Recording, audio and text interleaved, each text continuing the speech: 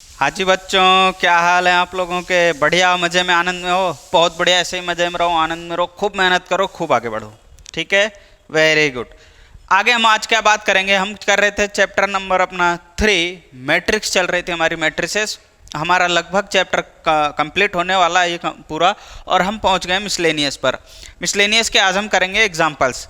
इसमें देखेंगे हम एग्जाम्पल्स में एक पहला क्वेश्चन क्या दिया हुआ है, एग्जाम्पल नंबर जो 26 है, और मिसलेनियस का पहला एग्जाम्पल है ये। क्या कहता है ये कुछ अलग क्वेश्चन आ जाता है यहाँ पर। जब अपन ने अभी 3.1 से 3.4 तक जो क्वेश्चंस किए उसमें इस तरह के क्वेश्चंस नहीं थे। अब यहाँ पर ये कुछ नया क्वेश्चन आ गया है। हालांकि ये आपके लिए बिल्कुल नया नहीं है। ये जो क्वेश्चन हम करेंगे, वो हम जो मेथड यूज़ करेंगे वो 11th क्लास में हम उस मेथड को पढ़ चुके हैं, जिसको जो चैप्टर नंबर 4 था आपका 11th क्लास में एनसीईआरटी का। उसमें क्या था? Principal of mathematical induction.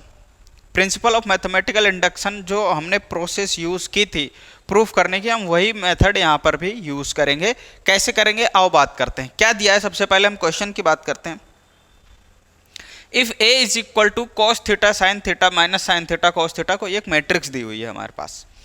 Prove करना है कि दैट ए डैश, यहाँ पर ए डैश है, ये डबल डैश नहीं है, केवल एक ही डैश है। Prove that A dash is equal to cos N theta sine N theta minus sine N theta और कॉस एन थीटा। ये ए की पावर एन है। क्या है ये? ए की पावर एन है, डैश भी नहीं है, ए की पावर एन है। यहाँ पर क्या है ये? ए की पावर एन है ये। ठीक है, प्रूफ करना है कि ए की power N is equal to cos N theta sine N theta minus sine N theta cos N theta. ये हमें प्रूफ करना। अगर ए ये है तो ए की पावर एन ये होगा, जहाँ पर एन क्या है? कोई भी नेचुरल नंबर होगा, ये बात है। अब यहाँ पर कहना क्या चाहता है ये कि ए अगर होता तो ये होता। हम ए का स्क्वायर करें, यानी एन की वैल्यू अगर हम 2 रख दें, यानी ए स्क्वायर, तब तो हम दो मैट्रिक्स को मल्टीप्लाई कर सकते हैं। क्यूब भी है तब भी कर सकते हैं, लेकिन 4 5 6 7 8 9 10 ऐसे कोई भी नेचुरल नंबर हम लेंगे तो हम इतने सारे मल्टीप्लाइज नहीं कर सकते। तो हम यहाँ पर क्या करेंगे? पीएमआई यूज़ करेंगे, यानी प्रिंसिपल ऑफ मैथमेटिकल इंडक्शन वाला प्रोसेस यूज़ करेंगे। तो यहाँ पर हम लिख लेते हैं, क्या लिखेंगे? इसको प्रूव करने के लिए हम क्या करेंगे? To prove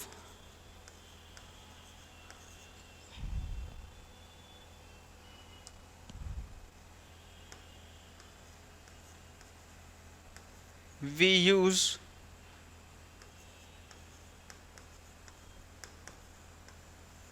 principal of mathematical induction.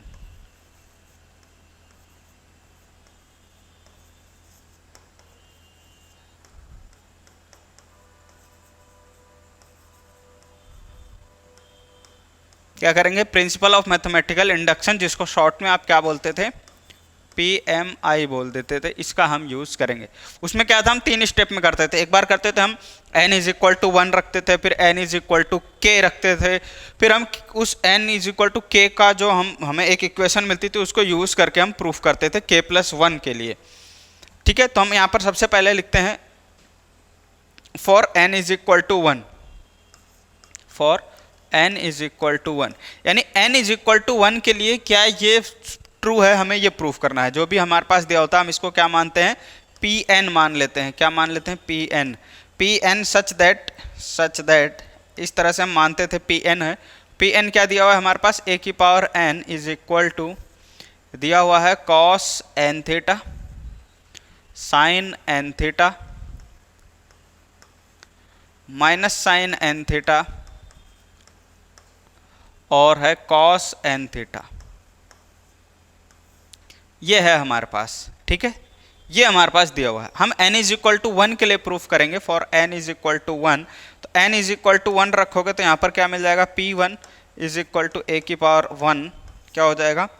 cos, देखो n की जगह 1 रखोगे 1 आएगा, 1 का कोई मतलब होता नहीं है, यहाँ पर मल्टीप्लाई में है थीटा के साथ, तो मैं इसको डायरेक्ट लिख रहा हूँ कि cos theta sine theta minus sine theta और cos थीटा। अब आप देखोगे ये क्या है?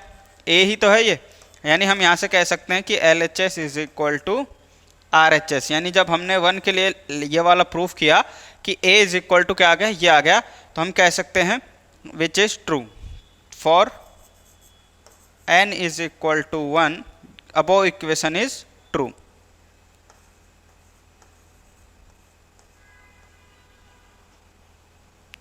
above equation is true.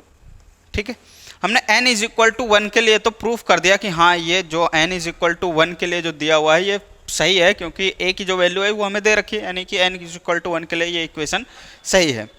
अब n is equal to k के लिए प्रूफ करेंगे। For n is equal to k, for n is equal to k क्या होगा हमारे पास, पी के लिखेंगे इसको, n की जगह हम क्या रख रहे हैं पी के रखेंगे, तो a की power k is equal to क्या हो जाएगा हमारे पास, n की जगह सिर्फ आपको क्या रखना है k रखना है, तो cos k theta sine k theta minus sine k theta, और अगला है cos k थीटा हो जाएगा, n की जगह पर क्या रख दिया cos k थीटा। ठीक है, ये हमें मिल गया a की पावर k के लिए।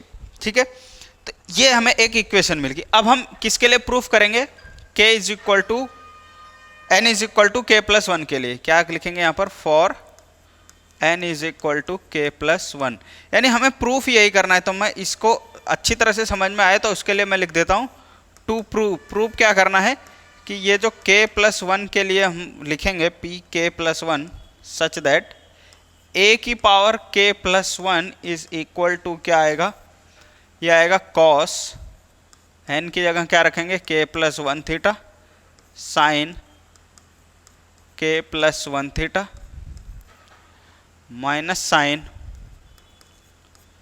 k प्लस 1 थीटा, और यहाँ पर क्या आ जाएगा cos k प्लस 1 थीटा, ये आएगा। यानी हमें ये प्रूफ करना है कि a की power k plus 1 is equal to ये आएगा, हमें ये प्रूफ करना है। तो इसके लिए हम क्या करते हैं, सबसे पहले हम ले लेते हैं LHS लेते हैं, LHS साइड क्या दे रखा हमें a की पावर k प्लस 1, a की पावर k प्लस 1। अब आपको पता है इसको आप टुकड़ों में तोड़ सकते हो, कैसे, a की पावर k इंटू a की पावर 1 ऐसा लिख सकते हो ना, a की पावर k इंटू a की पावर 1। ये आप जानते हो कि अगर बेस सेम है तो पावर ऐड होता है, तो अगर यहाँ पर बेस पावर ऐड हुई है तो मतलब इसका बेस सेम रहा होगा, a की पावर k इंटू a की पावर 1, या सिर्फ a भी लिख सकते हो आप इसको। ठीक है, इसको अगर मैं सिर्फ और सिर्फ a भी लिखूँ तो भी कोई दिक्कत नहीं है। ठीक है, अब हम क्या करेंगे, a की पावर k इंटू a की पावर k की वैल्यू है हमारे पास, कहाँ से मिली थी, यहाँ से। ये pk जो भी मिलेगा ना हमें, जब अपन करते थे प्रिंसिपल ऑफ मैथमेटिकल इंडक्शन, इसमें ये pk हमारी मदद करेगा हमेशा इसको प्रूफ करने में, हमेशा हर क्वेश्चन में जहाँ पर भी हम ये मेथड यूज़ करेंगे सब में ये pk हमारी मदद करेगा, यानी ये हमेशा काम में लेना है यहाँ पर। तो pk a की पावर k की वैल्यू है हमारे पास, ये a की पावर k है, ये वैल्यू हम यहाँ पुट करेंगे, क्या आ जाएगा cos k theta sine k theta minus sine k theta और cos k थीटा। ठीक है, और इनटू a करेंगे, a हमारे पास क्या है, a हमारे पास दिया हुआ है cos theta sine theta cos theta sine theta minus sine theta, और ये क्या आ गया cos थीटा आ गया। ठीक है, ये आ गया हमारे पास। ठीक है, चलो अब हम क्या करेंगे, दो मैट्रिक्स मिल गई हमें, दो मैट्रिक्स को हम क्या करेंगे मल्टीप्लाई करेंगे, और मल्टीप्लाई करना आपको बहुत अच्छी तरह से आता है, बहुत सारे क्वेश्चन हमने इसके किए थे। तो आओ करते हैं यहाँ पर मल्टीप्लाई। तो क्या आ जाएगा हमारे पास, इसको थोड़ा सा ऊपर करते हैं,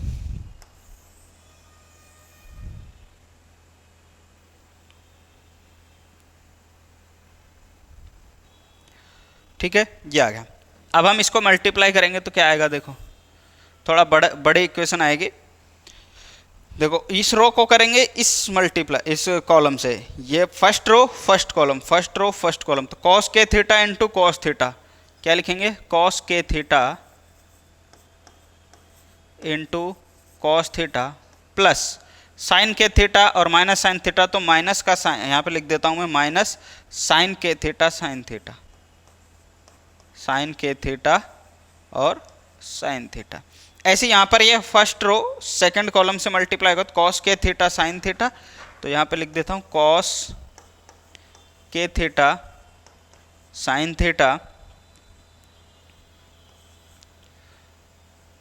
और sine K theta into cos theta हो जाएगा, plus sine K theta cos theta, ठीक है। ऐसे ये मल्टीप्लाई होगा, यानी सेकंड रो फर्स्ट कॉलम से minus sine K theta cos theta, minus sine K theta cos theta, और माइनस कॉस के theta sine theta, minus cos के थीटा साइन थीटा, ठीक है। फिर minus sine K theta sine theta, minus sine K theta sine theta, और plus sine theta plus cos के theta cos theta, plus cos के theta और cos theta. ये आ गया हमारे पास, ठीक है। ये आ गया हमारे पास। अब आपको पता है कि ये जो हमारे पास बन रहा है फॉर्मूला, किसका फॉर्मूला बन रहा है? देखो, cos A cos B minus sign A sine B. जब कॉस कॉस साइन साइन एक साथ आते हैं तो आपको पता है ये कॉस का फॉर्मूला होता है। किसका फॉर्मूला होता है? ये कॉस का फॉर्मूला होता है। और जब sine cos plus cos sine mix में आते हैं दोनों, तो वो साइन का फॉर्मूला होता है, ठीक है। ये आपको बता रखा है। तो कॉस के थीटा यानी cos A cos B minus sign A sine B, तो ए का काम कर रहा है के थीटा, बी का काम कर रहा है थीटा। तो हम यहां पर क्या लिख सकते हैं? ये लिख सकते हैं क्या? Cos A minus B, sorry A plus B, minus है तो प्लस आएगा। तो आपके लिए फॉर्मूला लिख देता हूं मैं यहां पर। फॉर्मूला हमारे पास क्या था? ये था हमारे पास फॉर्मूला, किसका? कॉस ए प्लस बी का। कितना हो जाएगा? Cos A cos B minus sign A sine B. और अगर हम बात करें साइन ए प्लस बी का, तो कितना हो जाएगा?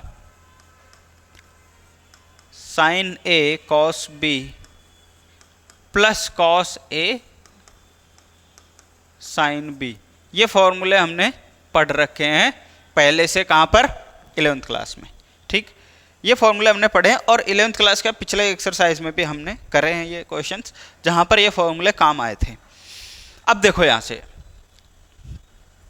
अब इस फॉर्मूले का यूज करके हम ये बनाएंगे। देखो, cos A cos B minus sign A sine B क्या हो जाएगा? Cos A cos B minus sign A sine B, मतलब कॉस ए प्लस बी हो जाएगा। क्या हो जाएगा? Cos A plus B. तो मैं यहाँ लिखता हूँ, क्या बनेगा हमारे पास? ये कॉस ए यानी कॉस के थीटा प्लस थीटा, ठीक है। अब देखो ये हमारे पास क्या है? कॉस है साइन बी प्लस साइन है कॉस बी, यानी साइन ए प्लस बी का। किसका मिल गया हमारे पास? साइन ए यानी कि के थीटा प्लस बी यानी कि थीटा, ठीक। अब यहाँ पे दोनों माइनस है, अगर माइनस आप कॉमन ले लोगे, थोड़ा देखना ध्यान से बोर्ड पे, कि अगर माइनस कॉमन ले लोगे यहाँ से, तो ये माइनस बाहर आ जाएगा। यहाँ पर क्या बचेगा? Sign K theta cos theta plus cos के थीटा साइन थीटा। अगली बात समझ में, माइनस कॉमन लूंगा तो यहाँ प्लस आ जाएगा, तो बन जाएगा किसका? साइन ए प्लस बी का फॉर्मूला। और माइनस क्या रहेगा? बाहर, माइनस रहेगा बाहर, और फॉर्मूला हमारे पास बन जाएगा किसका? साइन ए प्लस बी का फॉर्मूला बनेगा, लेकिन माइनस क्या रहेगा? बाहर रहेगा, ठीक है। ये रहेगा। और अगला क्या है? Cos A cos B minus sign A sine B, तो ये किसका बन गया? कॉस ए प्लस बी का। कॉस ए प्लस बी का फॉर्मूला बन गया, ठीक है। ये हमारे पास आ गया। ये क्या आ गया हमारे पास? मैट्रिक्स मिल गई, ठीक। अब अगला, अब यहां से क्या कर सकते हो? देखो, यहां से थीटा अगर कॉमन लोगे, कॉस क्यों ले रहे हैं कॉमन? क्योंकि हमें प्रूफ क्या करना था? ये, तो इसके अकॉर्डिंग हमें काम करना है।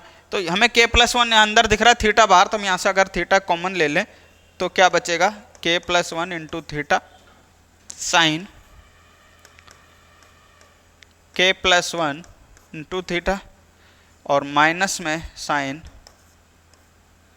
के प्लस वन और थीटा बाहर, और कॉस के प्लस वन इंटू थीटा बाहर, ठीक है। ये आ गया। और ये क्या है? RHS है। यही हमें क्या करना था? प्रूफ करना था। यही हमें क्या करना था?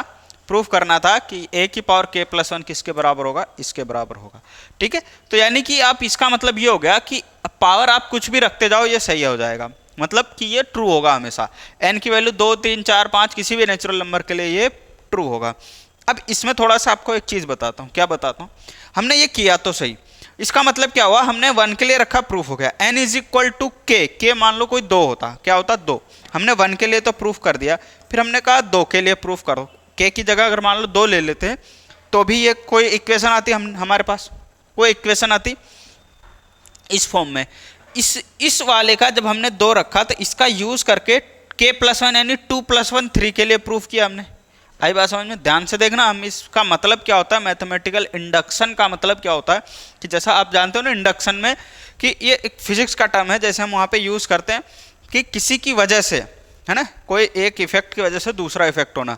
जैसे फिजिक्स में अपन पढ़ते हैं कि किसी इलेक्ट्रिक इफेक्ट की वजह से मैग्नेटिक इफेक्ट आना, इलेक्ट्रिसिटी की वजह से मैग्नेटिक इफेक्ट आ रहा है, इलेक्ट्रिक करंट की वजह से मैग्नेटिक इफेक्ट आ रहा है, और मैग्नेटिक इफेक्ट की वजह से इलेक्ट्रिक करंट जनरेट हो रहा है। तो ये क्या हुआ, इसी को हम बोलते हैं इंड्यूस होना, यानी किसी की वजह से कोई दूसरा इफेक्ट आ जाना। तो यहाँ पर भी यही हो रहा है कि देखो इसकी, अब मैथ्स में कोई इफेक्ट तो होता नहीं, मैथ्स में क्या होते हैं, फैक्ट्स होते हैं। तो इस फैक्ट की वजह से दूसरा फैक्ट हम प्रूफ करता है ना, कोई नया फैक्ट हमें मिल रहा है, ऐसा हम कह सकते हैं कि इसकी वजह से कोई दूसरी चीज हम प्रूफ करें।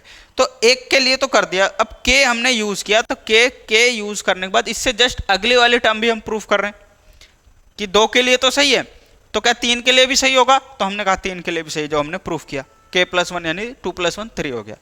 यानी 1 के लिए तो ठीक है, अब 2 के लिए प्रूफ किया तो 3 आ गया। अब मान लो 3 हम लेते, मान लो 2 नहीं लेते 3 लेते, तो 2 को यूज करके 3 लिया, 3 यूज करके हम 4 को प्रूफ करते थे, 4 को यूज करके 5 को कर लेते। तो इसी को क्या कह रहे हैं, इंडक्शन, यानी एक की वजह से दूसरा अगला अपने आप प्रूफ हो रहा है, तो इसलिए हम इसको कहते हैं मैथमेटिकल इंडक्शन। अब हुआ क्या इसमें कि हमने ये प्रूफ किया उस एक की वजह से दूसरा, तो यानी हमारे लिए आया क्या यहाँ पर, k+1 के लिए प्रूफ किया, यानी n is equal to n किसी भी नेचुरल नंबर के लिए ये इक्वेशन क्या है हमारे पास, ट्रू होगी हमेशा। n की किसी भी वैल्यू के लिए, किसी भी वैल्यू मतलब किसी भी नेचुरल नंबर के लिए ये हमेशा क्या रहेगा, ट्रू रहेगा। तो हम यहाँ पर लिख सकते हैं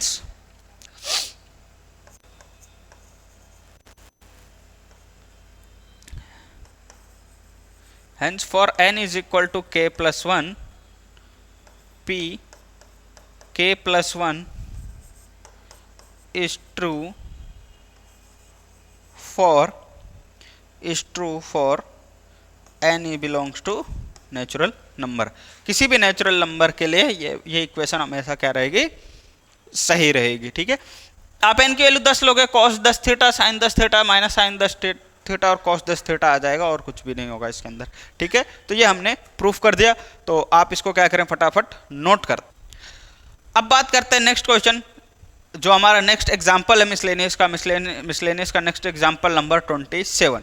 अब 27 हमारे पास क्या कहता है, देखो कह रहा है if A and B are symmetric matrices, A और बी क्या है हमारे पास, सिमेट्रिक मैट्रिसेस हैं, A and B are symmetric of the same order के हैं दोनों, then show that A B is symmetric if and only if A and B commute, that is A B is equal to B. अब इस question को समझना पहले क्या कह रहा है, बहुत इजी क्वेश्चन है, हम पहले कर चुके हैं, हमें सिमेट्रिक मैट्रिक्स के बारे में पता है, तो हम इसको कर सकते हैं। अगर हमें कम्यूटेटिव प्रॉपर्टी क्या होती है, कम्यूट का मतलब क्या होता है, अगर वो पता है, यानी 2 चीज़ें अगर हमें पता है, तो हमारे लिए इस क्वेश्चन को करना कोई बड़ी बात नहीं है, बहुत ईजी है। ठीक है, और ये सारी चीज़ें आपको पहले बता रखी है, शुरू से जो एक्सरसाइज देख रहा है सीक्वेंस में, उसके लिए कोई दिक्कत नहीं आएगी। अगर बीच में से देख रहे हो तो प्लीज़ यहाँ से नहीं, स्टार्टिंग से देखें। ठीक है, चलो अब कह रहा है कि ए और बी क्या है, सिमेट्रिक है। अगर ये सिमेट्रिक है तो हम क्या कह सकते हैं, यहाँ पर सबसे पहले हमें दिया क्या है, सिंस, यहाँ पर हम लिख लेते हैं since A and B are symmetric matrices of same order. ठीक है, ये सेम ऑर्डर के हमारे पास 2 मैट्रिक्स हैं, और वो भी कैसे हैं, सिमेट्रिक हैं। ठीक है, 2 भी क्या हैं, सिमेट्रिक हैं। तो हम यहाँ पे क्या कह सकते हैं, देखो सिमेट्रिक की कंडीशन आपने पढ़ी है, देयरफॉर अगर ए सिमेट्रिक है, तो इसका ट्रांसपोज क्या आएगा, ए ही आएगा। अगर कोई मैट्रिक्स क्या है हमारे पास, सिमेट्रिक है, तो हम क्या कहते हैं उसको कि उसका ट्रांसपोज वापस से वही मैट्रिक्स मिलेगा, हम पीछे कर चुके हैं बहुत अच्छे से।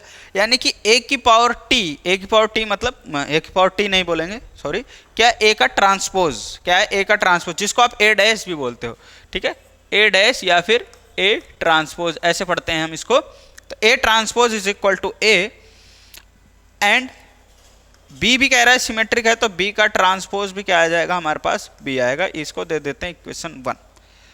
ये दो हमारे पास इंफॉर्मेशन आ गई। कह रहा है सिमेट्रिक है मतलब इसका ट्रांसपोज, ए का ट्रांसपोज हमारे पास ए आ जाएगा और बी का ट्रांसपोज हमारे पास क्या आ जाएगा, बी आ जाएगा, ठीक है। अब इसको दो तरीके से करेंगे, मतलब दो पार्ट में करना पड़ेगा इसको। पहला कि हमें क्या करना है, देखो कम्यूट कह रखा है A B is equal to B A है, और ए बी सिमेट्रिक होगा अगर, कह रहा है if and only if A and B commute, मतलब कि ये तभी सिमेट्रिक होगा जब, तभी सिमेट्रिक होगा, कह रहा है इफ एंड ओनली इफ, केवल और केवल तभी होगा जब ए बी बराबर बी ए होगा, ए बी बराबर बी ए होगा। इसका मतलब क्या है कि यानी कि हम सबसे पहले तो इसको ए बी को सिमेट्रिक लेकर के प्रूफ करेंगे कि ए बी क्या कह रहा है, सिमेट्रिक है। तो हम क्या करेंगे, पहले तो ले लेंगे कि दिया है ए बी सिमेट्रिक है, ए बी सिमेट्रिक लेकर के हम क्या कर देंगे, ए बी बराबर बी ए कर देंगे, ठीक है। ए बी बराबर क्या कर देंगे, बी ए कर देंगे, एक चीज, ठीक है। कह रहा है सिमेट्रिक है तो ये कम्यूट होगा, तो हम लेकर के कर देंगे प्रूफ। दूसरी बात, इसका उल्टा करेंगे, हम क्या कहेंगे, ए बी बराबर बी ए है तो ए बी सिमेट्रिक आ जाना चाहिए, ए बी सिमेट्रिक आना जाना चाहिए। देखो थोड़ा समझ में आ रहा होगा कि भाई पता नहीं क्या कह रहे हैं, एक बार ध्यान देंगे अपने आप समझ में आ जाएगा। पहली चीज, पहला पार्ट इसका कैसे करेंगे, पहली चीज तो हमें क्या दिया हुआ है, गिवन है A B is symmetric, A B क्या दिया हुआ है, सिमेट्रिक है, ठीक है। ए बी सिमेट्रिक है तो हम यहाँ पे क्या कह सकते हैं कि ए बी का ट्रांसपोज क्या आएगा, ए बी का ट्रांसपोज हमारे पास क्या आ जाना चाहिए, ए बी, इसको दे दो इक्वेशन 2, ठीक है। अगर हमारे पास कह रहा है कि ए बी एक सिमेट्रिक है तो ए बी का ट्रांसपोज क्या आ जाना चाहिए, हमारे पास ए बी आ जाना चाहिए। तो ए बी का ट्रांसपोज हम यहाँ पे क्या लिख सकते हैं, ए बी का transpose is equal to A B आ जाना चाहिए। अब हमने एक चीज पीछे पढ़ी हुई है, क्या कि ए बी का ट्रांसपोज हम कैसे लिख सकते हैं, ए बी का ट्रांसपोज की जगह पर मैं लिख सकता हूं, क्या लिख सकता हूं, बी का ट्रांसपोज और ए का ट्रांसपोज, ये लिख सकता हूं कि is equal to A B, ठीक है। क्योंकि हम ये चीज पीछे पढ़ चुके हैं, हमने ये पीछे पढ़ा हुआ है कि अगर एक्स वाई ले लो यहाँ पर, कि अगर एक्स वाई का ट्रांसपोज लेते हैं तो अगर हम इसको अलग अलग करेंगे तो बाद वाला पहले लिखते हैं और पहले वाला बाद में लिखते हैं, ठीक है। कोई भी दो मैट्रिक्स दे रखा, ऐसे ये है एक्स वाई,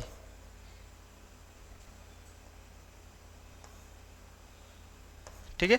एक्स वाई का ट्रांसपोज क्या होगा, वाई की पावर वाई का ट्रांसपोज और एक्स का ट्रांसपोज होगा। तो इसकी जगह हम ये लिख सकते हैं, क्यों, क्योंकि ये हमने पीछे पढ़ा है, ये प्रॉपर्टी होती है ट्रांसपोज की। दूसरा, अब कह रहा है बी का ट्रांसपोज बी के बराबर है और ए का ट्रांसपोज ए के बराबर, तो इसकी जगह ए लिख देता हूँ। तो हमारे पास क्या मिल गया, देखो B A is equal to क्या मिल गया, ए बी मिल गया, B A is equal to A B मिल गया। तो यानी कि अगर ए बी सिमेट्रिक है तो B A is equal to A B आएगा हमारे पास, क्या आएगा, B A is equal to A B, या ए बी बराबर बी आ जाएगा हमारे पास। क्या होगा अगर सिमेट्रिक है तो। दूसरा पार्ट क्या दिया है, अगर हम ये ले लें कि ए बी बराबर बी ए है, अगर हम क्या ले लें, ए बी बराबर बी ए है, तो हमें क्या प्रूफ करना है, to prove A B is symmetric.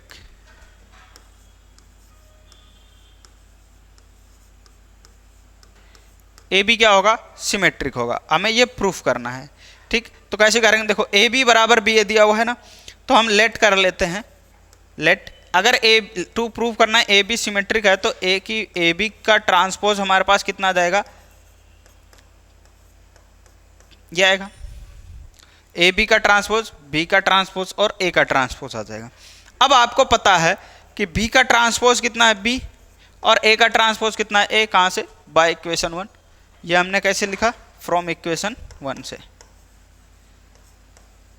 From equation 1।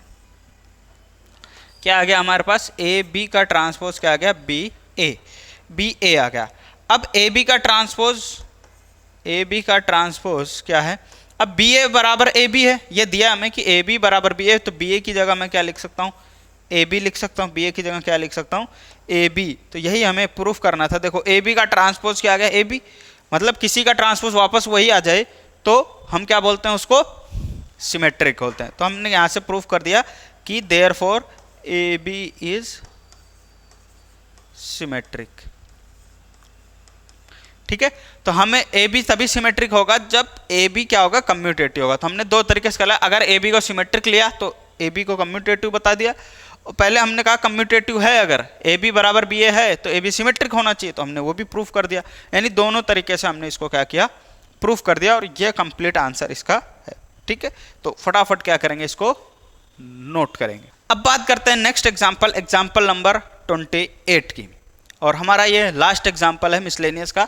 बात करते हैं क्या दिया है, ए बी और सी तीन मैट्रिक्स दिए हुए हैं, और कह रहा है मैट्रिक्स डी फाइंड करना है, और क्या दिया हुआ है, such that C D minus A B is equal to 0 है। ठीक है, 0 मैट्रिक्स यानी कि बराबर में 0 है। तो हमें एक मैट्रिक्स डी फाइंड करना है। तो देखो सबसे पहले इसके लिए मैं आपको थोड़ा सा समझाता हूँ क्या है। कह रहा है C D minus A B बराबर 0। ठीक है, 0 को मैट्रिक्स है कोई, या 0 मान लो। कह रहा है दो मैट्रिक्स का मल्टीप्लाई किया, और यहाँ पे दो मैट्रिक्स का मल्टीप्लाई किया, दोनों को डिवाइड किया। सबसे पहले तो हमें ये पता करना पड़ेगा कि डी कितने ऑर्डर का होगा। ये क्वेश्चन कई बार पूछ लेते हैं, हालांकि यहाँ तो पता चल रहा है कि 2/2 का होगा। ठीक है, 2/2 का, पर कैसे पता करेंगे, ये देखो कैसे पता करेंगे। कई बार एमसीक्यूज में भी आपसे पूछ सकता है, ऐसे कुछ इक्वेशन देखे और पूछे बताओ डी कितने ऑर्डर की मैट्रिक्स होगी। तो कैसे देखते हैं, देखो आपको पता सी और डी, ये रहा सी, ये सी कोई मैट्रिक्स है, और 2/2 की आपको दे रखी है, और ये कोई डी मैट्रिक्स हमें नहीं पता कैसी है। ए मैट्रिक्स भी कितने की है, 2/2 की, और बी मैट्रिक्स भी कितने की है, 2/2 की है। आपको पता है कोई भी दो मैट्रिक्स तभी मल्टीप्लाई कर सकते हैं जब इसका पहले वाले का कॉलम और दूसरे वाले का रो बराबर हो, ये सेम हो। ठीक है, पास वाले दोनों सेम हो, तभी मल्टीप्लाई कर सकते हैं। मान लो इसको मल्टीप्लाई किया, कोई नया मैट्रिक्स मिल गया, और वो भी कितने का मिलेगा, ये जो बचा हुआ है उतने का, यानी 2/2 का। ओके, अब यहाँ पर देखो कोई ये दूसरा मैट्रिक्स यहाँ पे मिलेगा। पहली चीज तो हम इसको मल्टीप्लाई कर पाएंगे कि नहीं कर पाएंगे, मल्टीप्लाई तभी कर पाएंगे जब इसका पहला, इसका बाद वाला और इसका पहला वाला क्या हो, सेम ऑर्डर का हो, मतलब इसके कॉलम इसका रो सेम ऑर्डर का हो। तो इतना तो पता चल गया कि ये जो भी मैट्रिक्स है उसकी रो तो कितनी होगी, 2 होगी।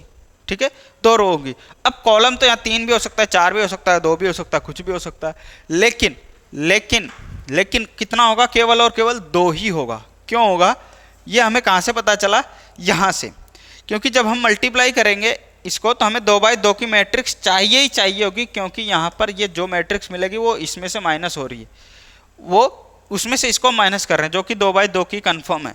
किसी भी दो मैट्रिक्स को हम तभी ऐड या सब्ट्रैक्ट कर सकते हैं जब दोनों मैट्रिक्स सेम ऑर्डर की हो। तो इसको, इसमें से अगर इसको सब्ट्रैक्ट करना है, इसको 2/2 का होना पड़ेगा, और इसको 2/2 का बनाने के लिए इसको भी 2/2 लेना पड़ेगा। आगे बात समझ में, कि यानी इसको इस हिसाब से लेना पड़ेगा कि जो मैट्रिक्स मिले वो 2/2 का मिले। ये बात उम्मीद है समझ में आ गई होगी। ठीक है, तो इसलिए यहाँ पर डी क्या होगा, हमारे पास 2/2 की एक मैट्रिक्स हो जाएगी। ठीक है, 2/2 की एक मैट्रिक्स हो जाएगी। ओके, तो अब देखो यहाँ पर लिखेंगे क्या, कि यहाँ पर हम लिखेंगे पहले here A B C are matrices of order 2/2। ठीक है, 2/2 का है। अब डी वहां पर काम आ रहा है, तो हमने यहां पर किया कि यहां पर लिखा है, तो यहां पर हम लिखेंगे कि then matrix D should B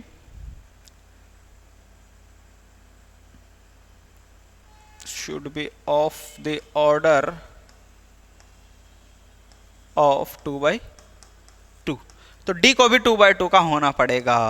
तो हम लेट कर लेते हैं डी कोई मैट्रिक्स है 2/2 की A B C D. Elements को हम स्मॉल लेटर से यूज करते हैं, ए बी सी डी हमने मान लिया। अब हमें दे रखा है C D minus A B. क्या दे रखा है? C D minus A B बराबर ओ मैट्रिक्स या जीरो मैट्रिक्स या नल मैट्रिक्स। तो अब हम यहाँ से वैल्यूज पुट करके इसको सॉल्व करेंगे। सिर्फ और सिर्फ क्या करेंगे? सॉल्व करेंगे। कैसे? सी हमारे पास क्या मैट्रिक्स है? ये 2 5 3 8 2 5 3 8। और डी मैट्रिक्स क्या है हमारे पास? डी हमें फाइंड करना है ए बी सी डी। हमने माना है माइनस ए बी, ए यानी कि 2 -1 3 4 और बी कितना आ गया? 5 2 7 4 बराबर, ठीक है, 0 0 0 0। ठीक है, जीरो मैट्रिक्स है अगर ये, तो हम इसको क्या लिखेंगे? 0 0। अब देखो इसको क्या करेंगे? मल्टीप्लाई करते हैं दोनों मैट्रिक्स को। तो ये कितना हो जाएगा? फर्स्ट रो फर्स्ट कॉलम, तो 2a प्लस 5c, फिर ये इससे होगा 2b प्लस 5d, फिर 3a प्लस 8c, और ये हो जाएगा 3b प्लस 8d माइनस 2 5 जा 10 और -7, फिर 2 2 जा 4 -4। ठीक है, यही आएगा 2 2 जा 4 -4। ये कितना हो जाएगा? 3 5 जा 15 और 7 4 जा 28 और 3 2 जा 6 प्लस 16। ठीक, इज इक्वल टू 0 0 0 0। ठीक है, अब इन दोनों को हम क्या करेंगे? माइनस करेंगे। तो माइनस करने पर क्या आएगा? देखो क्या आएगा हमारे पास यहाँ माइनस करने पर? 2a plus 5c minus 10 minus 7 कितना हो जाएगा? 3। 2a प्लस 5c माइनस कितना होगा? 3। ठीक है, 2b प्लस 5d माइनस 0, तो मैं यहाँ पर लिख सकता हूँ 2b प्लस 5d माइनस 0। लिखो चाहे नहीं लिखो कोई फ़र्क नहीं पड़ता। तो यहाँ पर लिखो 3a प्लस 8c और माइनस ये कितना हो जाएगा? 43। कितना हो जाएगा? 43, है ना? 28 10 38 और 8 5 13 43। और ये कितना हो जाएगा? 16 और 6 22 यानी कि 22। नहीं, 3b प्लस 8d माइनस का 22 बराबर 0 0 0 0। अब यहाँ से देखो हमारे पास दो मैट्रिक्स आपस में क्या आ गई? बराबर आ गई। इसका मतलब कॉरेस्पॉन्डिंग एलिमेंट्स भी आपस में क्या होंगे? इक्वल होंगे। तो हम यहाँ पे लिख सकते हैं 2a प्लस 5c, क्या लिखूंगा? 2a plus 5c minus 3 is equal to 0। ये हो गया इक्वेशन 1। अब यहाँ से लिख लेता हूँ मैं 2b plus 5d is equal to 0। क्या लिखूंगा? 2b plus 5d is equal to 0 equation 2। 3a plus 8c, 3a plus 8c minus 43 is equal to 0 equation 3। फिर आएगा 3b plus 8d minus 22 is equal to 0 equation 4। अब देखो यहां से हमारे पास क्या है? 4 इक्वेशन मिल गई हमें। अब इन चारों इक्वेशन को आप किसी भी मेथड से सॉल्व कर सकते हो, जो भी आपको इजी लगता हो, चाहे एलिमिनेशन मेथड, चाहे सब्स्टिट्यूशन मेथड, या जो भी आपको मेथड आता है वो मेथड आप यूज करके इसको सॉल्व कर सकते हो। ठीक है, तो मैं कैसे करूंगा? मैं एलिमिनेशन मेथड यूज करता हूं। कैसे? लिख लेता हूं फ्रॉम इक्वेशन। कौन कौन सी ले लूं? ए और सी इसमें भी आ रहा है, ए और सी इसमें आ रहा है, तो फ्रॉम इक्वेशन 1 एंड 3। अब 1 एंड 3 में क्या लिखूंगा मैं? देखो फ्रॉम इक्वेशन 1 करूंगा 2a plus 5c minus 3 is equal to 0, और ये क्या है? 3a plus 8c -43 is equal to 0। Elimination method use करते हैं तो कोई भी एक, चाहे सी हटा दो चाहे ए हटा लो, जो भी हटाना हो आपकी इच्छा है। अगर मैं ए हटाना चाहूँ तो दोनों के कोफिशिएंट सेम होने चाहिए ताकि माइनस करने पर दोनों हट जाए और केवल सी वैल्यू मिल जाएगी हमें। तो इसको करने के लिए मैं क्या करता हूँ, इसको तो मैं मल्टीप्लाई कर देता हूँ 3 से, इसको मल्टीप्लाई कर देता हूँ किससे, 2 से। तो ये कितना हो जाएगा, देखो 3 2 जा 6a प्लस 3 5 जा 15c minus 9 is equal to 0। इसको करोगे 2 3 जा 6a प्लस 2 8 जा 16c minus 86 is equal to 0। ठीक है, 0 से मल्टीप्लाई होगा 0 ही आएगा, 0 से मल्टीप्लाई होगा तो ये भी 0 आएगा। सब्ट्रैक्ट कर देंगे, माइनस माइनस ये प्लस हो जाएगा, कितना आ जाएगा, ये कट गया, 15 माइनस 16c यानी माइनस c और प्लस प्लस कितना आ जाएगा, ये 77 इज इक्वल टू 0। तो c यहाँ से हमारे पास कितना आ गया, माइनस का 77।